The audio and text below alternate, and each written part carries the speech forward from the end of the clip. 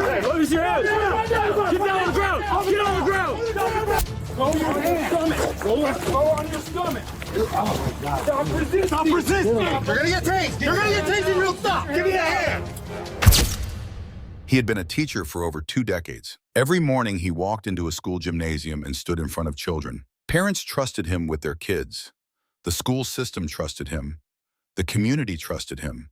And for years, that trust was never questioned. But on one afternoon in Albuquerque, New Mexico, Stephen Phillips, 51 years old veteran, physical education teacher, drove to a house he had never been to before. He had directions. He had a plan. And waiting for him inside were not the people he expected. This is the story of the sting operation that stopped something terrible before it could begin. It is the story of how investigators built a trap out of patients' digital evidence and careful coordination. It is the story of a man who used the internet to hunt and how the internet became the thing that caught him. And it raises a question that every community needs to sit with. How well do we really know the people we trust with our children? Albuquerque is a city of wide skies and long roads. It sits in the high desert of New Mexico where the Rio Grande cuts through the valley and the Sandia Mountains rise in the east like a wall of stone. It is a city of roughly 600,000 people, a place where neighborhoods range from quiet suburban streets to dense urban corridors. It is also a city where the Albuquerque Police Department maintains a specialized unit dedicated to one purpose: finding people who prey on children. These investigators do not wait for crimes to happen. They create the opportunity for a crime to happen, and then they watch to see who walks through the door. The tactic is called a sting operation. Law enforcement creates a fictitious scenario, typically online, designed to attract individuals who are actively seeking to exploit minors. An undercover officer takes on a false identity. A conversation begins. And from that conversation, the truth of a person's intentions reveals itself word by word, message by message. This particular operation began the way most of them do. Online, someone reached out. The message seemed ordinary at first, but it quickly became something else entirely. On the other side of the screen, an Albuquerque detective was playing a role. He was posing as a father who had a 12-year-old daughter. And the man who sent that first message was Stephen Phillips. He was 51 years old. He had a career, a reputation, and a position of authority in the lives of young people. He also had a habit of going online and looking for something that no grown man should ever be looking for. On this particular day, he found what he thought was an opportunity. He had no idea he had just walked into the center of a trap. It did not start with something obvious. It rarely does. In online predator investigations, detectives are trained to recognize patterns. They know that individuals who target children do not typically announce their intentions immediately. They move slowly. They test. They probe for reactions. They use language designed to seem innocent on the surface while carrying darker meaning underneath. What matters legally and what investigators focus on is not what the suspect implies. It is what the suspect explicitly says and explicitly agrees to. The conversation between Stephen Phillips and the undercover detective developed over a period of time through an online messaging platform. The detective, posing as a father, engaged with Phillips in a way that was deliberate and controlled.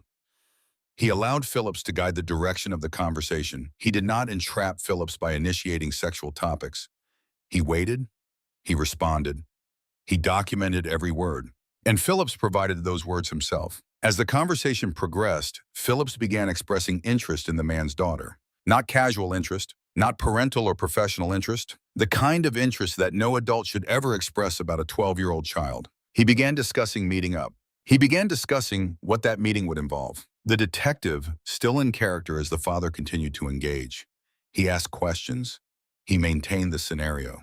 He gave Phillips every opportunity to back away, to change the subject, to say he had been joking. Phillips did not back away. He doubled down. He provided details. He expressed enthusiasm. He made clear that his intentions were not ambiguous. At some point in a conversation like this, there is a line that separates curiosity from criminal intent. Stephen Phillips crossed that line. And when he crossed it, the investigators on the other side of that screen began the next phase of the operation. They arranged a meeting, a specific house, a specific time, a specific address. Phillips agreed without hesitation. He confirmed the appointment, and then he started driving. The house was ordinary. From the outside, there was nothing unusual about it. A residential street in Albuquerque, afternoon light, quiet. Inside, law enforcement officers were positioned and waiting. Body cameras were rolling. Recording equipment was active. The chain of evidence was being maintained in real time. When Stephen Phillips pulled up to that address, he was alone in his vehicle.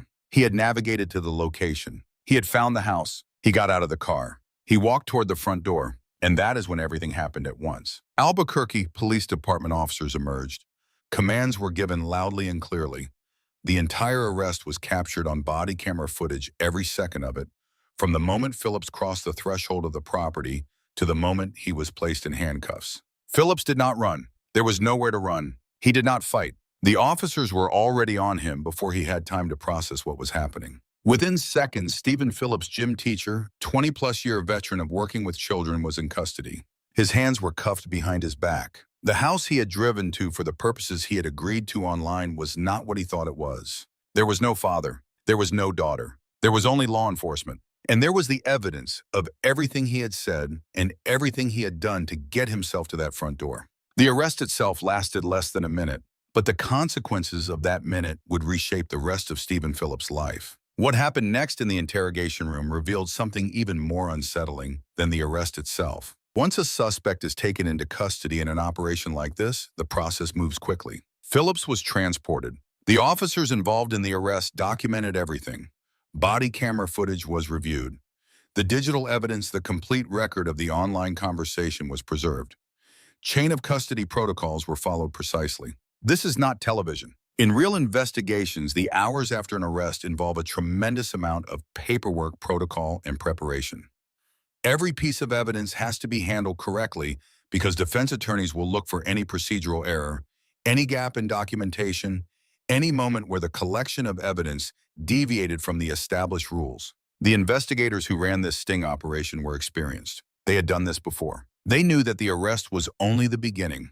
What mattered now is what happened in the room where Stephen Phillips would be asked to explain himself. Phillips was processed. He was photographed. He was advised of his rights. And then he sat down across from a detective. Outside that room, his life as he had known it was already in free fall. The school where he worked would eventually learn what had happened to one of its teachers. Parents who had sent their children to his class, parents who had shaken his hand at school events, who had trusted him to push their kids through fitness drills and teach them the rules of basketball and volleyball, would eventually see the news. His name would eventually become public. But Stephen Phillips did not know any of that yet. In that room, he still believed he had a way out. He believed he could talk his way through this. He was wrong. The interrogation room is a controlled environment. Everything about it is deliberate. The lighting, the seating arrangement, the temperature, the way the detective enters and sits down.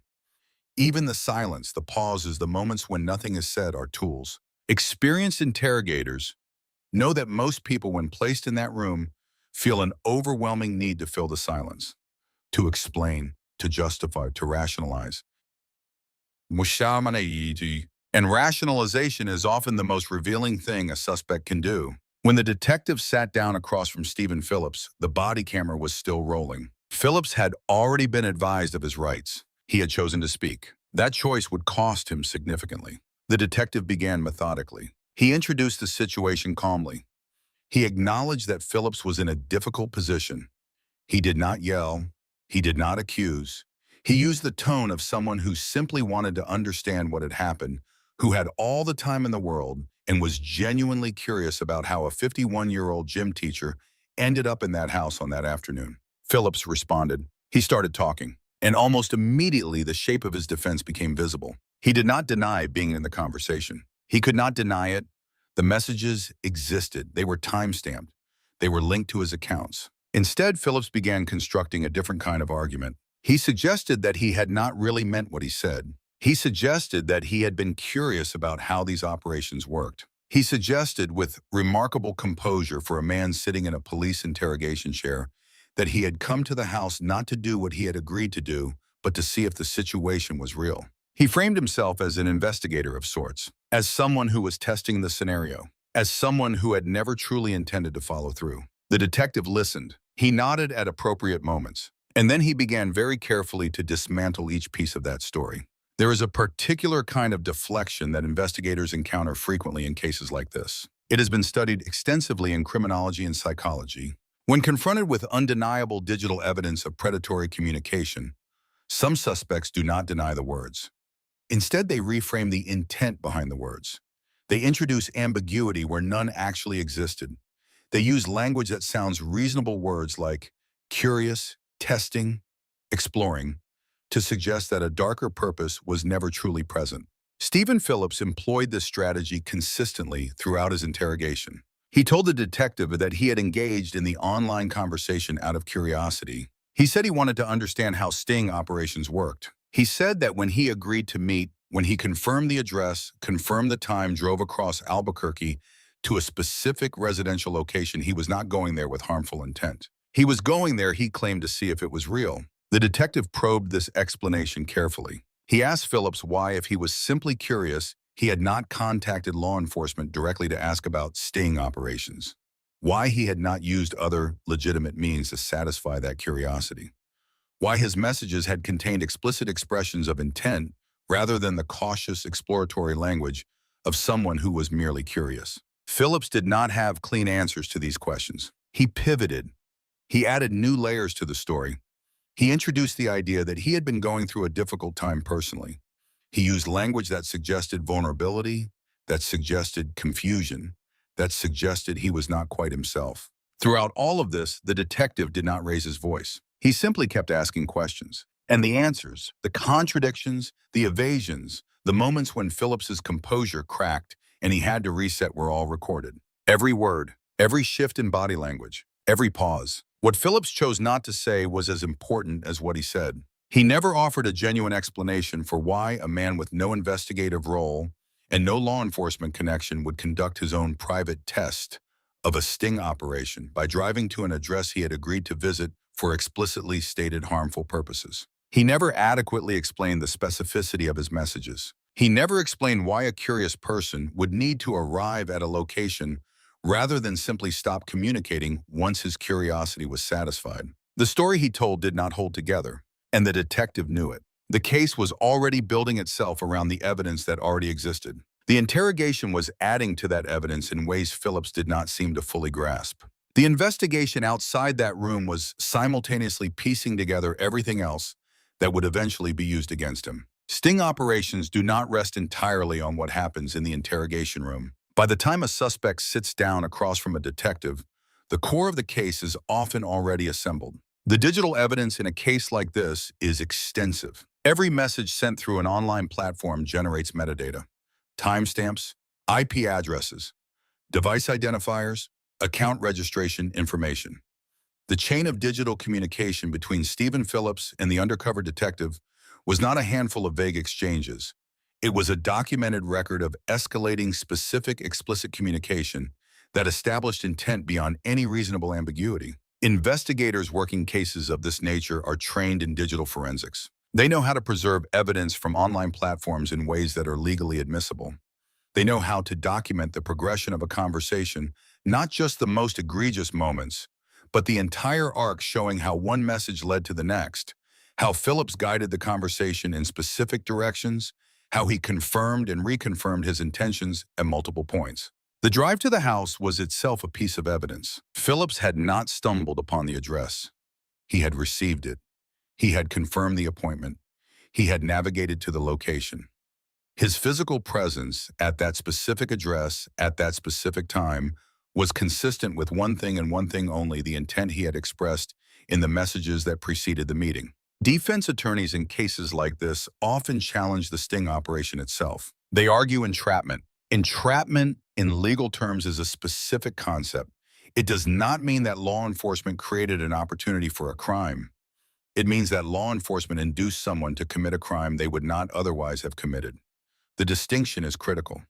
In order for an entrapment defense to succeed, a defendant must demonstrate that they were not predisposed to commit the offense, that the government essentially created the criminal intent in someone who had no prior inclination toward it. In the case of Stephen Phillips, the evidence of predisposition was embedded in the content of his own messages. He had initiated and maintained the conversation. He had directed its progression. He had confirmed the meeting multiple times. He had arrived. The investigation also looked beyond the single conversation in the single arrest. When someone is caught in a sting of this nature, investigators routinely examine whether the individual has engaged in similar behavior previously, whether there are other online accounts, other conversations, other potential victims who never came forward or never knew they were in danger. That examination was part of the larger investigation into Phillips. It added depth to the picture of who Stephen Phillips was, not just on the day he was arrested, but in the period leading up to it. The evidence taken in its entirety told a story that was difficult to walk away from.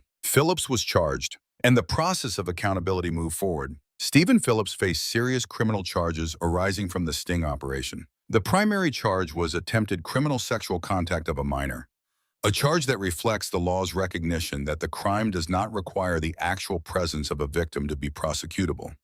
The agreement, the intent, and the actions taken in furtherance of that intent, driving to the location, were sufficient under New Mexico law to constitute an attempt. He also faced charges related to the solicitation of a minor through electronic communications. These charges carry significant sentencing ranges under New Mexico statutes. Crimes involving the attempted exploitation of minors, particularly those involving children as young as 12, are treated with maximum seriousness by prosecutors.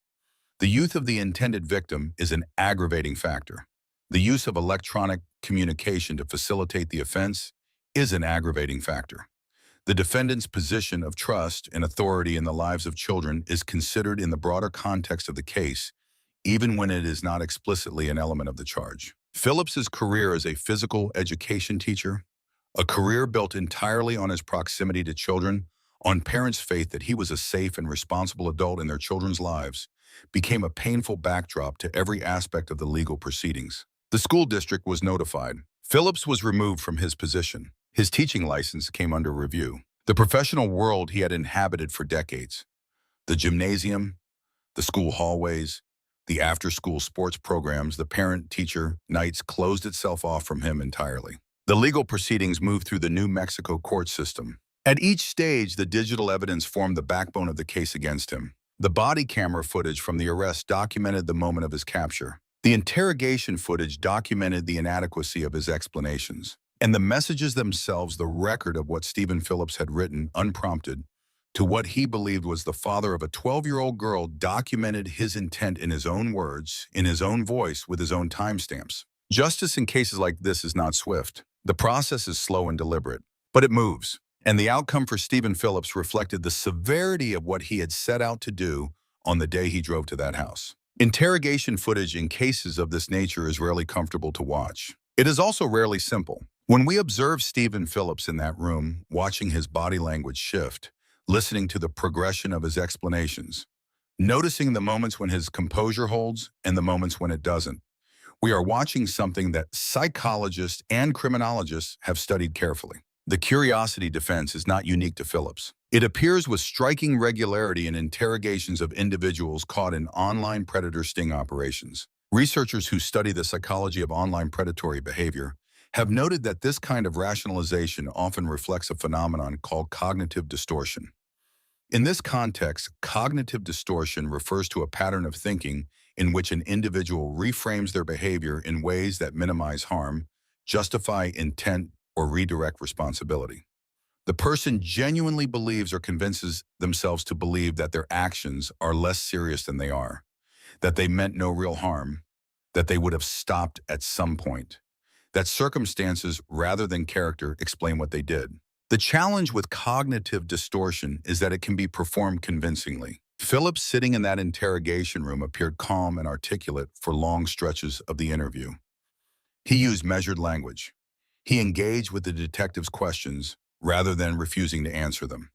On the surface, he appeared to be cooperating, to be a reasonable man caught in an unfortunate misunderstanding. But detectives trained in behavioral analysis are specifically equipped to look past the surface. They listen for internal inconsistencies. They note when a suspect's emotional register does not match the gravity of the situation. They pay attention to the progression of the story, how it shifts and expands and adds new details when a previous version fails to satisfy.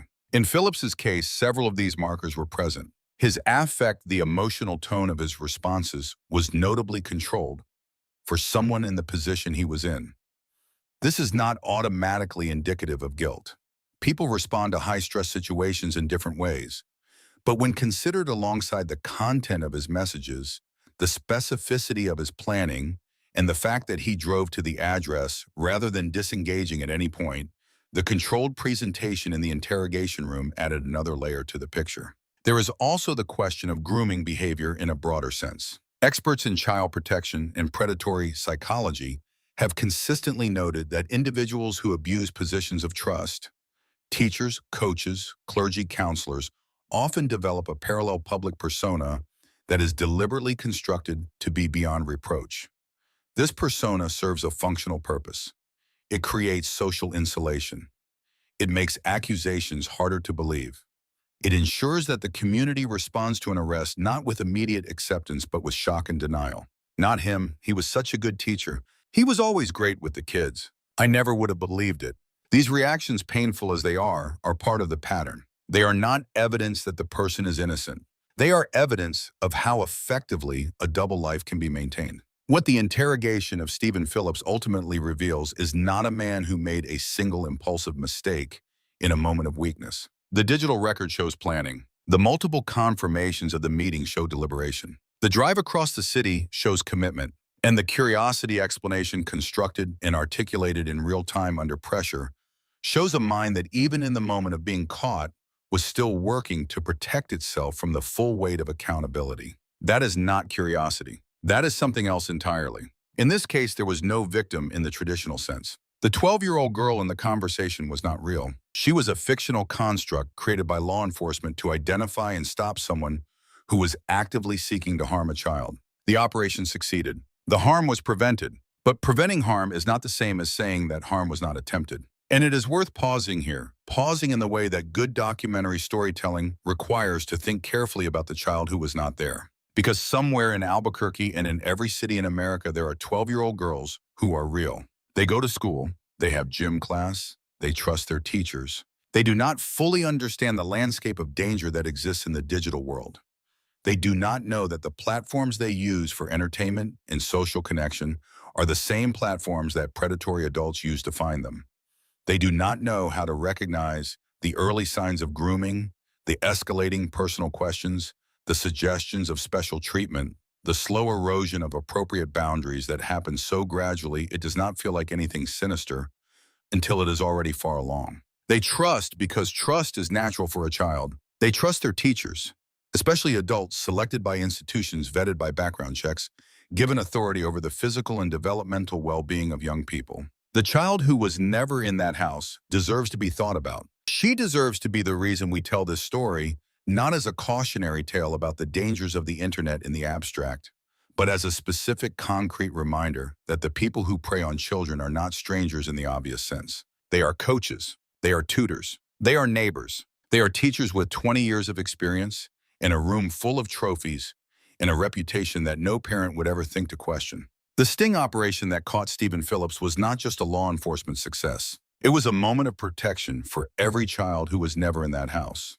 For every 12-year-old who woke up that morning and went to school and came home safe and never knew that somewhere across the city, someone had been planning to hurt someone exactly like her. That child is the reason this work is done. That child is the reason this story needs to be told. Every time a sting operation like this results in an arrest, the public response follows a familiar pattern. There is shock. There is disbelief. There are people who knew the suspect who refuse to accept the evidence. And then gradually, as the evidence becomes undeniable, there is a reckoning, a collective uncomfortable process of reassessing what we thought we knew about a person and about our own community. That reckoning is valuable. It is uncomfortable, but it is necessary. The case of Stephen Phillips is not an isolated incident. Law enforcement agencies across the United States conduct sting operations of this nature regularly, and they produce arrests regularly. The Albuquerque Police Department alone has run multiple operations targeting online predators in the years preceding and following the Phillips case. The pattern is consistent.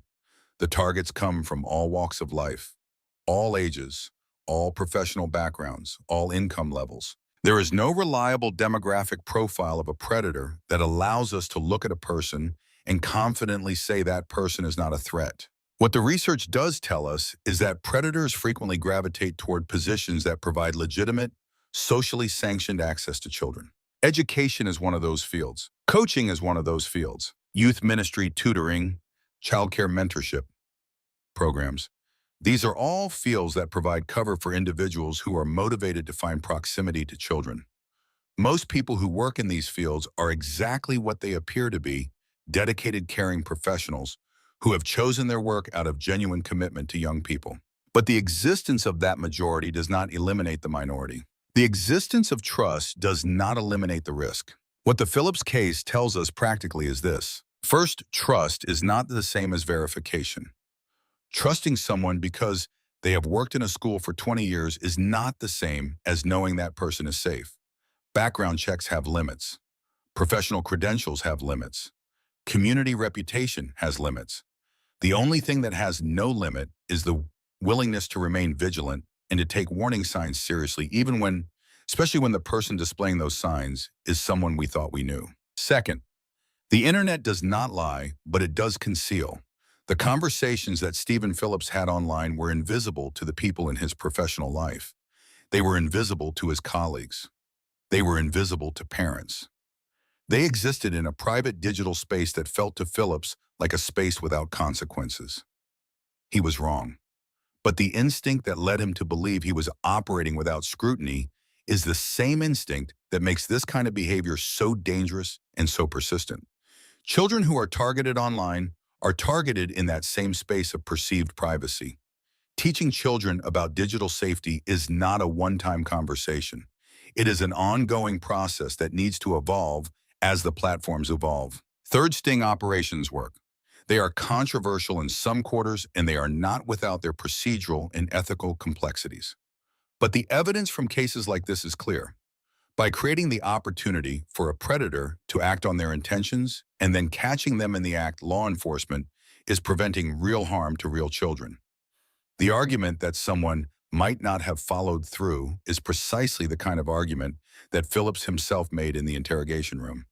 The digital record and his willingness to drive across a city to an unknown address are a compelling answer to that argument. Fourth, when institutions discover that someone in a position of trust has engaged in this kind of behavior, the institution's response matters. Swift removal, full cooperation with law enforcement, and transparent communication with the community are not just procedurally correct responses, they are morally necessary ones.